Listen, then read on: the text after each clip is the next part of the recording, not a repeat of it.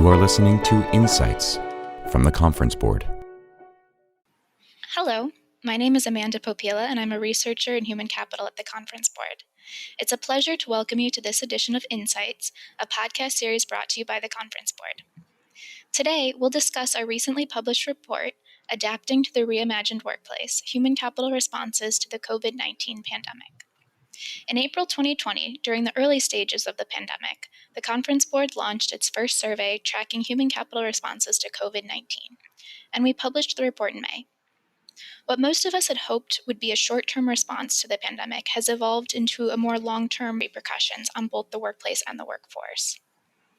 To understand how organizations are continuing to react to the changing business environment in the context of their workplaces and workforces, the Conference Board repeated the online survey in September 2020, with 330 human capital executives responding, mostly in large companies. In this podcast, we'll share the survey findings about remote work and hiring, productivity and well-being, workforce cost reduction actions, and planning for returning to the workplace. Today, I'm joined by two guests and my co-authors of this report, Dr. Robin Erickson, who's principal researcher in human capital and is primarily focused on employee engagement retention and talent acquisition, though she's more recently focused on the effects of COVID-19 on the workforce. And I'm also joined by Frank Steemers, economist at the Conference Board. He primarily focuses on U.S. and global labor markets. Robin and Frank, it's great to have you on the show. Great, thank you, Amanda. Thanks, Amanda. So in this first section, we're going to focus on remote work and hiring. Since the outbreak of COVID-19, many companies have shifted to full-time remote work. But we were interested to find out if HR leaders expect full-time remote work to become a more permanent effect of the pandemic, even after COVID-19 has subsided. So Robin, can you start us off with our findings here? Sure. Thanks, Amanda. We actually found that 34% of our respondents expect that 40% or more of their workers will be primarily remote 1 year after COVID-19. I'm just going to repeat that because it's a little bit confusing, but 34% of the respondents said that 40% or more of their workers will be primarily remote 1 year after COVID-19. This figure has increased significantly from our April survey, when only 19% of respondents expected the same. In addition, more than 3/4 of respondents expect 10% or more of their workplace to be primarily remote post-COVID-19. So that over 75% of respondents expect 10% or more of their workforce to be primarily remote. But before the pandemic, the opposite was true. 3/4 of organizations reported that less than 10% of their workforce worked primarily from home. So you can see that's actually flipped. And these findings support and strengthen our results from April. There's little question that more employees will be working remotely after COVID-19. And in our April report, we predicted that remote work would be one of the long-term legacies of COVID-19, and we fully believe that. But in addition to causing long-term human capital process changes for all of these organizations that are going to now have large numbers of employees remote, long-term remote work will require significant changes in establishing organizational and team culture, learning how to be a virtual team, learning how to get to know people virtually, as well as developing employee engagement and making sure that everyone feels included and connected. Yeah, thanks, Robin. And this result is also showing even more visible increases in companies that have mostly professional and office workers. So as you were saying, the long-term effects and thinking about culture change and organizational structure change, a lot of things are going to change with this. So if we're looking at just the professional office workers, almost half of these organizations expect at least 40% of their workforce to be working full-time remotely. So that's a huge shift. It really is. And it also makes sense, though, because it's much easier for those those companies that have primarily professional and office workers to actually work remotely. But the interesting thing is that the finding from our September survey was much higher compared to our April results. The first time we asked this question in April, only about 25% of the professional and office the companies that have primarily professional and office workers expected to have 40% of their workforce remote, compared to almost the half you just mentioned, Amanda. So anyway, we definitely believe that this is one of the long-term shifts, and we'll continue to research that here at the conference board. So Frank, besides organizations being more open to remote work, we were also interested in finding out if, as a consequence, the willingness to hire virtual employees also changed. Can you share what we found there? Yeah, thank you, Amanda. I think especially what the two of you are already talking about, in April, we already expected a big increase even after COVID-19 in the share of workers that would be working remotely. And as a consequence, we were wondering in September, okay, how is this going to impact hiring then actually? So what we asked was basically the organizations to compare the before the pandemic hiring with how it was in September 2020, where they could pick that they were not willing to hire virtual employees, willing to hire virtual employees only if they could commute into the office once in a while, if they were willing to have 100% virtual employees anywhere in the US, or even 100% virtual employees globally. So interestingly, before the pandemic, 50% or about 50% was not willing to hire virtual employees. And that is in line with the findings of how many companies were actually willing to have full-time remote employees. There were some companies, 40% of them before the pandemic, that said we're okay having remote employees, but only if employees can occasionally commute into the office. So basically, the hiring process only looked at the talent pool that was in near proximity to the office. And now, of course, that has completely changed. Now, actually, 9 in 10 companies, or about 9 in 10 companies, is now open to some form of remote hiring. Still 50% or about 50% is saying that they still prefer if an employee can occasionally commute into the office. And I think that is something that we have heard from members a lot. They're more thinking about some kind of hybrid model. But maybe most striking is that now a quarter of respondents is fine having their employees anywhere in the US. So full-time remote working, you don't need to come into the office anymore. And actually 10% is now open to having virtual employees anywhere in the world. So this could be a big shift in hiring, because you don't have to look anymore at the talent pool close to your worksite or office, but you can basically look at all the talent pools out in the US and even globally. So besides impacting the talent pool, this could also mean, in the case of going globally, that companies might be thinking about lowering the labor cost, of course, if they can overcome these operating issues by working on a different continent. So I think that are the main insights here. And of course, it is even more visible when you just look at companies with mostly professional and office workers. So if companies are more willing to hire workers in a larger talent pool anywhere in the US or even anywhere in the world, does this mean that we're now finding it easier to find qualified workers? So this was indeed another question we asked, and I would answer your question, yes, it is maybe now a little easier for those companies with professional and office workers, but not for companies that mostly hire industry and manual services workers.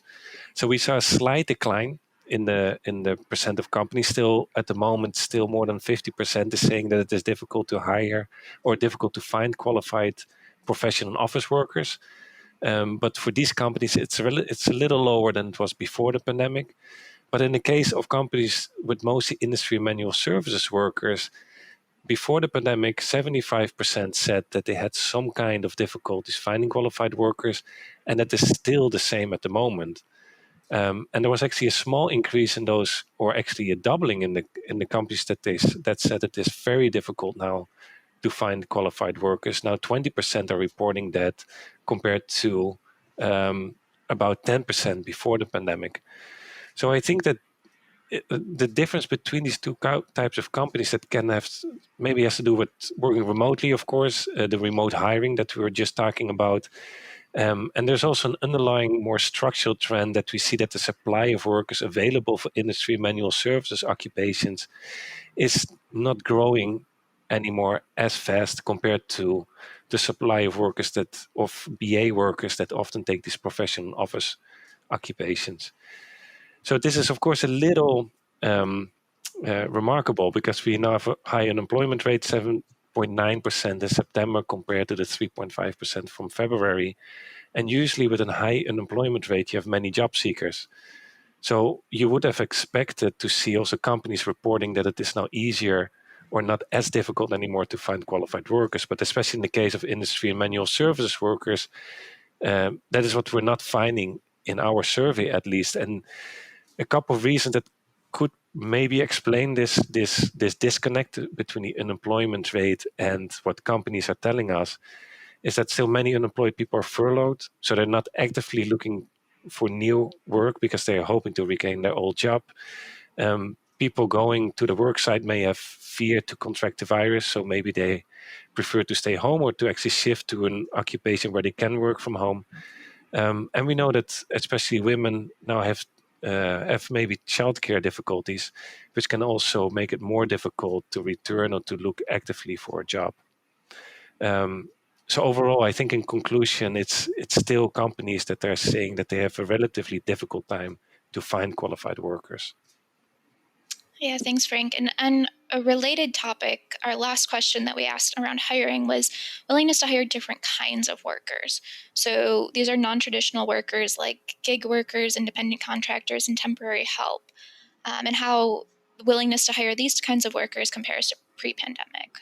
So Robin, are organizations more open to these different kinds of employment? So, according to our survey, compared to before the pandemic, 16% of surveyed organizations are now more willing to hire non-traditional workers. So, 16% doesn't sound like a very high number, but it could reflect a change in the previously reported trend around employer willingness to hire non-traditional workers. We wrote a report a couple years ago on that topic, and so 16% isn't very high, but one of the things that might be interesting would be to find out how high that might be if we do sort of a threequel, if we do another report, a sequel to the sequel, and see if that's changed. Okay, thank you both for your insights there. So let's turn to our next topic, productivity and well-being, as many HR leaders are really paying attention to this topic right now.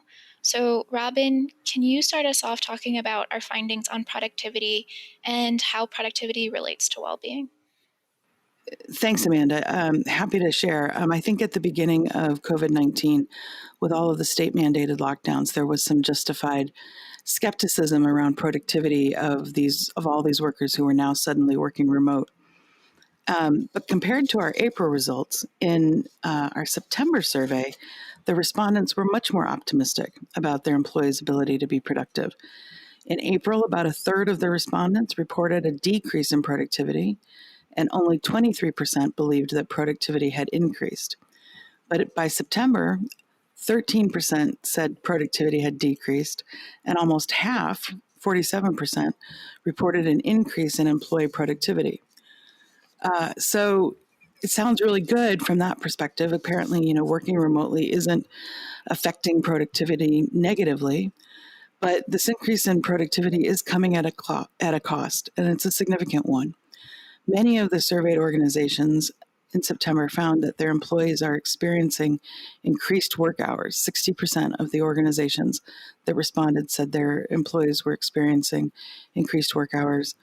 63% of the surveyed organizations said that their employees were spending more time in meetings, as well as suffering more burnouts, decreased work-life balance, and mental health problems.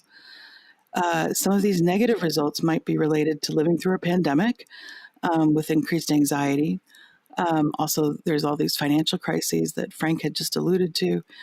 But some are due to working longer hours. And so it's not clear if the increase in working hours is because of the shift to remote working or because of the sense of urgency due to the economic crisis. And I think most importantly, these sobering statistics about the negative effects of the additional working hours invite the question of whether or not these increased working hours are sustainable in the long term. Organizations will need to support the health and well-being of their workers to a much greater extent than they are doing right now. They're going to need to make sure that they're not burning out and that they are being able to take care of their increased anxiety.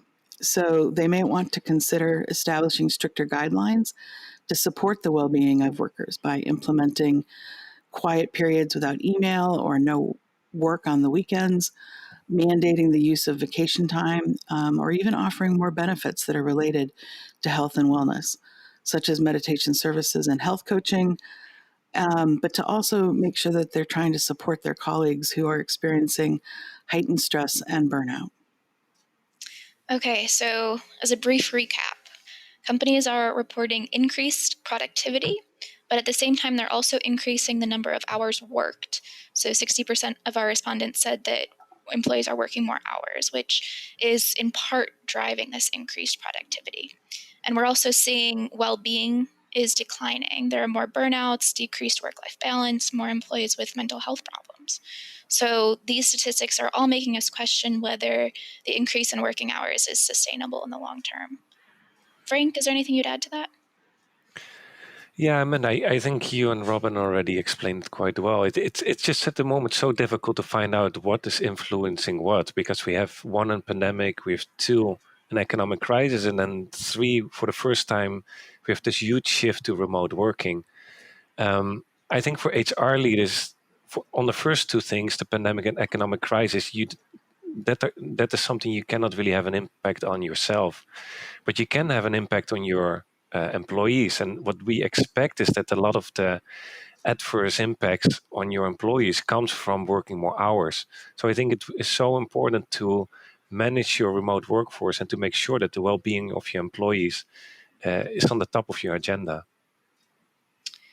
Okay, thanks, Frank and Robin. We're going to take a quick break for some announcements, but we'll be back shortly to discuss more findings from our survey on human capital responses to the COVID-19 pandemic.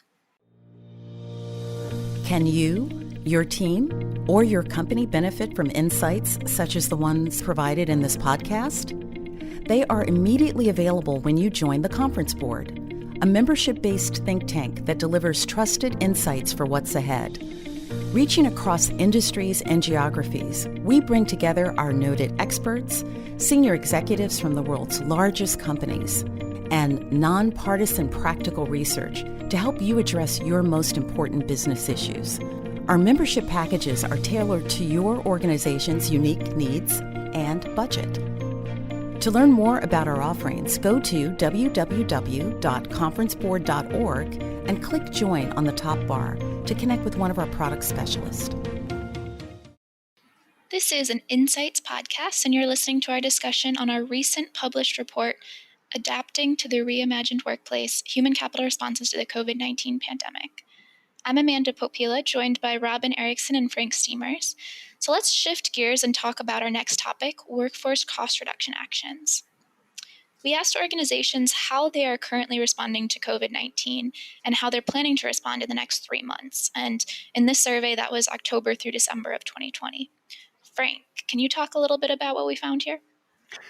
Yeah, of course. So we gave the organizations like a list of actions that they could pick and then decide if they already took this action or if they were expecting to take this action in the next 3 months. So that there were actions related to hiring. So if they were restricting hiring to critical roles, if they were increasing hiring, maybe a full hiring freeze, actions related to compensation and wages. So are they deferring pay increases, cutting bonuses, cutting wages and salaries, but also actions related to furloughs, permanent layoffs, and even if they were implementing major restructurings in the organization.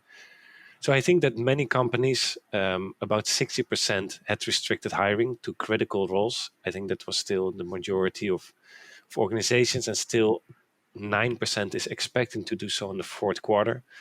I think most striking, though, for me and I think for us, was to see that conducting permanent layoffs and major restructurings had really moved up the list compared to what we saw in April. So in April, we saw that many companies had chosen to implement furloughs.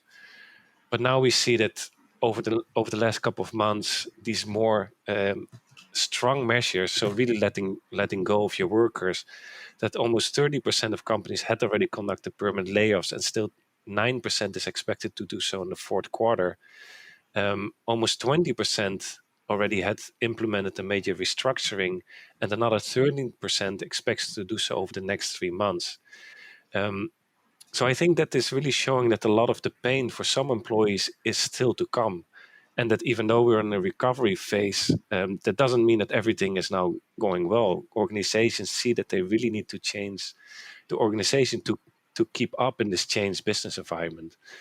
Then maybe a few more I wanted to point out. So furloughs, we don't see that as much anymore. Actually, very few companies are still thinking of implementing this over the next 3 months. Cutting wages and salaries, overall only 14% had already implemented this, and only 2% is expecting to do so over the next 3 months. So I had maybe expected to see this measure higher on the list, but I expect that Robin is going to talk about it a little bit more when we talk about reversals. But maybe to close on a positive note on these workforce cost reductions, we also asked, are companies going to increase hiring? And now 12% is saying that they're expecting to do so over the next 3 months. Yeah, thanks, Frank. And so let's talk about the reversals. Robin, as we're half a year into the pandemic, are companies saying anything about partially or fully reversing some of these actions that they had to take earlier in the pandemic? Well, they certainly are. And we were very interested in finding out if companies had done any reversals since the April survey. So we asked the exact same question as Frank just reviewed. And then we actually said, if any of the companies said they'd already taken an action, we then asked them if they had fully, partially, or not reversed at all. So in good news, and we found that many organizations have been able to reverse fully or partially some of the cost-cutting actions they had taken at the beginning of the pandemic. Many of the organizations that had implemented furloughs, with or without benefits, and reduced hours, have at least been able to partially reverse these actions.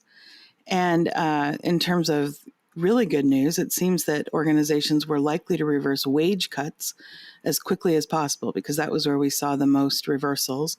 1/4 of the organizations that had implemented wage cuts had fully reversed them by September, and another 23% had partially reversed this action.